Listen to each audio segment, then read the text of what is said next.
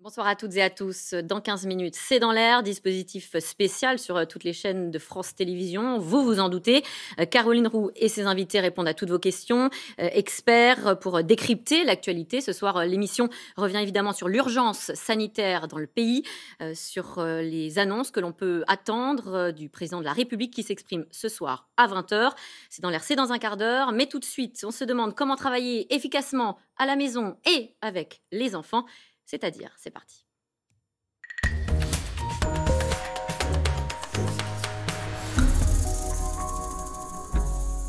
À situation hors norme, organisation hors norme, c'est du jamais vu depuis ce matin. Des milliers de salariés doivent travailler depuis chez eux. Un changement brutal d'organisation auquel les entreprises doivent faire face du jour au lendemain. Bonsoir Mathieu Beuchet. Bonsoir.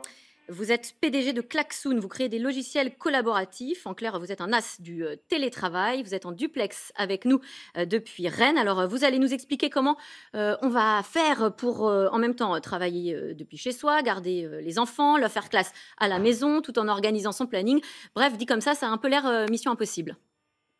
Effectivement, ça va être assez compliqué, mais il y a des solutions, notamment du côté du travail, pour essayer de rendre ce moment à distance un peu plus efficace. Un premier point, c'est l'organisation, le cadre dans lequel on va se trouver. Il faut réussir à reproduire chez soi un cadre de travail. Et ça passe par des petits repères tout simples. Un espace dédié, un espace de travail, c'est-à-dire où vos proches vont voir que vous êtes en train de travailler et vont peut-être un peu moins vous perturber. Et puis aussi des horaires, essayer de se conserver quelques horaires fixes. Et un point essentiel, c'est de la synchro avec ses collègues. Réussir à s'appeler, à se fixer des réunions, des moments de synchronisation tous les jours, plusieurs fois par jour idéalement, pour être sûr qu'on est bien en train d'avancer dans la bonne direction. Mathieu, je vous coupe, excusez-moi. Quels sont les pièges, avant même de parler des horaires, parce que, alors ça c'est vrai, c'est un vrai défi quand on est à la maison. Est-ce qu'il y a des pièges qu'il faut éviter quand on dit justement, on essaie de reproduire une ambiance de travail? Est-ce que ça veut dire, par exemple, qu'on se prépare, qu'on se conditionne déjà comme si on allait au travail?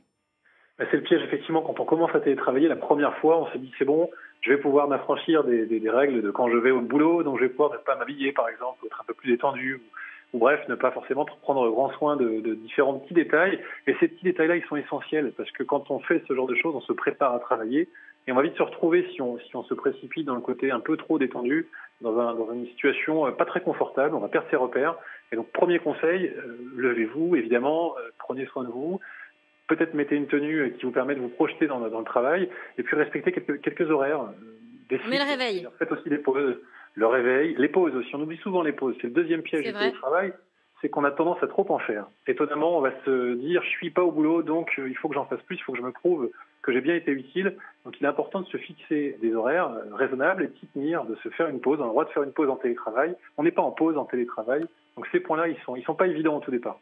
Alors, la situation de confinement à la maison, elle va probablement se prolonger. On en saura plus dans quelques heures, plusieurs semaines, peut-être même plus. Alors, être parent et en même temps travailler, je ne sais pas si vous avez déjà essayé, mais c'est compliqué. La preuve en image, regardez.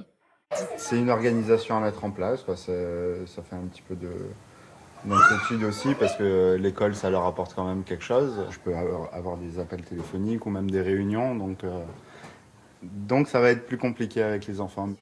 Alors là, on voit un papa, il a 3 enfants, il est en train d'essayer de travailler avec son ordinateur, mais il est assis sur le canapé, dans le salon, on entend les cris pendant qu'il parle. Est-ce qu'il y a des choses qu'il faut éviter là dans ce qu'on voit? Alors, il y a la théorie du télétravail. Dans le cadre normal, on a en général un peu plus d'amplitude et de marge de manœuvre. Là, évidemment, on est sur un contexte très particulier. Donc, ça nous précipite tous dans un espace assez petit et on doit jongler littéralement. Donc, il y a des choses qu'il faut absolument préserver pour réussir à télétravailler. Je le disais tout à l'heure, c'est des réunions efficaces de synchro avec vos collègues. Ça, il faut vous astreindre, vous forcer, trouver une astuce pour avoir au moins un quart d'heure par jour où vous avez un appel clair avec vos collègues. Ensuite, pour le reste, je crois que beaucoup d'équipes là vont s'ajuster, vont s'adapter au contexte. Certains vont travailler en horaire décalé. On entend déjà ça chez nos utilisateurs aujourd'hui, qui se décalent pour gérer les enfants peut-être le matin et l'après-midi les laisser faire des jeux, apprendre tout seul différentes choses et se concentrer sur des interactions sur ces dossiers. Bon là, bref, on est sur une phase de jonglage. C'est pas le télétravail classique, hein. C'est un télétravail d'urgence. Là. Est-ce qu'il faut un cadre précis, un endroit très précis dans la maison? Là, on le voyait sur le canapé. Est-ce qu'on peut travailler de son lit, du canapé, indifféremment, ou est-ce qu'il vaut mieux éviter? Tout à fait, si vous le pouvez, il faut trouver un endroit dédié. Pourquoi? Parce que vos proches ont besoin de comprendre que vous êtes en train de travailler. C'est ça qui n'est pas très clair, c'est qu'on fait finalement plein de choses à la fois au même endroit. Donc on ne sait pas si vous êtes en train de surfer sur Internet ou en train de gérer un dossier urgent. Donc il faut trouver un endroit où les autres vont savoir que vous êtes en train de vous concentrer. Vous savez, c'est très difficile quand on est perturbé sur un sujet, quand quelqu'un vous coupe sans arrêt, vous perturbe, etc.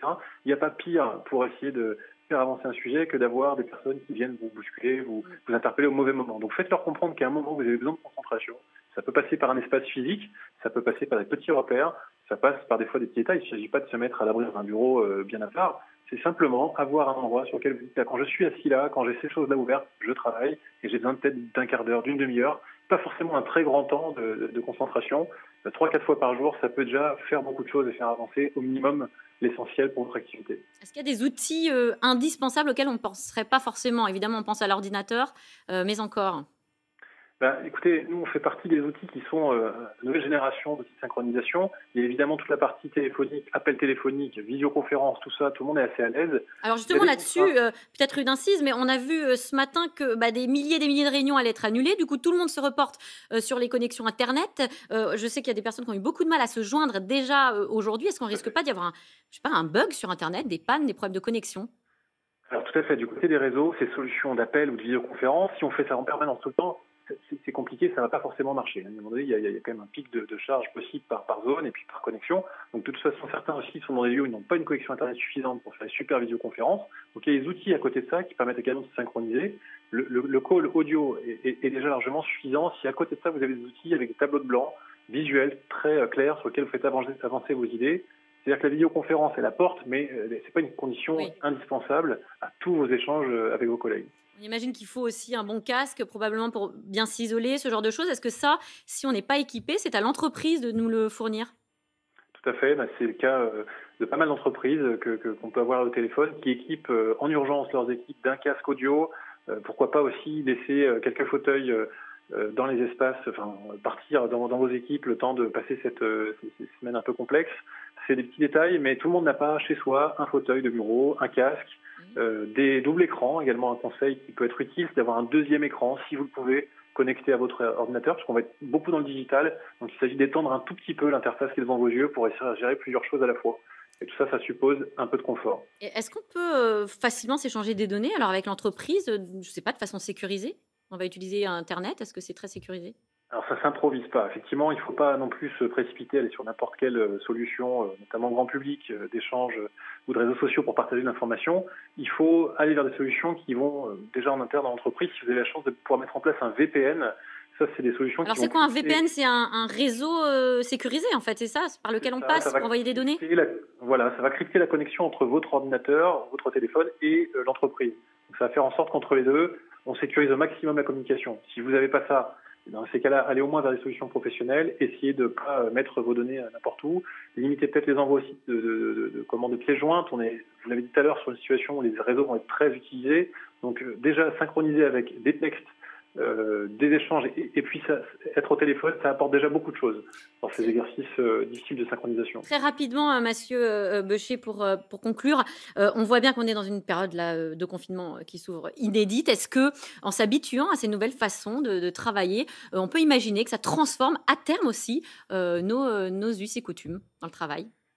En tout cas, on voit que la technologie, aujourd'hui, elle est prête à nous aider à faire ce genre de travail d'un nouveau genre. Par contre, c'est pas idéal. On voit bien que tout le monde est à distance.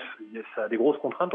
Oui, sans doute, on va avoir des entreprises qui vont apprendre à fonctionner différemment, mais probablement, et c'est ce qu'on souhaite tous, il faut un intermédiaire, il faut un état hybride entre la capacité technologique de nous connecter à distance et puis ce qu'on ne peut pas faire à distance, c'est-à-dire se synchroniser de temps en temps, rencontrer des clients et aller travailler aussi l'aspect humain. Merci Mathieu Beuchet. Je rappelle que vous êtes le PDG de Klaxoon, logiciel collaboratif. Tout de suite, c'est dans l'air avec Caroline Roux, une émission consacrée évidemment à l'urgence sanitaire dans le pays, aux annonces que l'on peut attendre des déclarations d'Emmanuel Macron ce soir. Bonne émission à vous.